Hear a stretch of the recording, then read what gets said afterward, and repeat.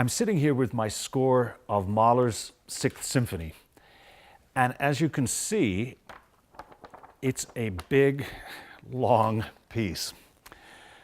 And for that reason, I thought it would be good to spend some time talking a little bit about it, give you a background as to the circumstances of its composition, the nature of its composition, and to illustrate what I'm saying with a number of musical examples, all with a view to preparing you as much as possible for the experience of listening to it and seeing it live with the full orchestra on August 7th. It's a demanding piece, both for the orchestra and the audience, in part because of the sheer duration, which is almost 80 minutes or so, but also because it's a very intense and powerful piece. Nonetheless, I think the more that you put into it, the more you get out of it. And so I hope that you can take this journey with me and arm yourselves with as much information as possible, which will make the experience ultimately more meaningful.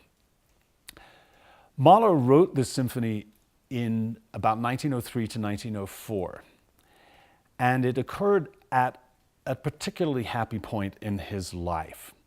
He was professionally very successful. He had landed a job as music director of the Vienna court opera, the Hofopera, and which was a plum position, and that was basically what occupied the main part of his year, was as conductor of the opera in Vienna.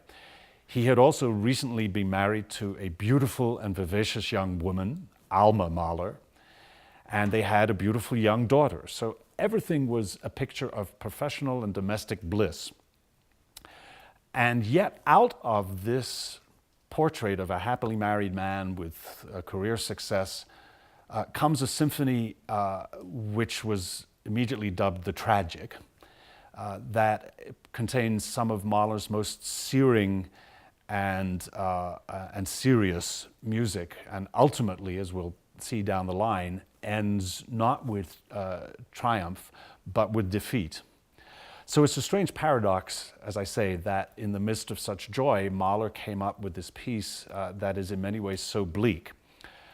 But I should say, immediately following that, that it's not 80 minutes of unadulterated blackness and despair. In fact, it's an amazing journey filled with amazing highs as well as lows, and a journey that explores, it seems, every aspect of the human condition. Mahler is known for one particular dictum, and that is his description of the symphony. And he said, the symphony is the world. It must embrace everything in it. And so during the course of this symphony, Mahler does embrace every aspect of the human condition.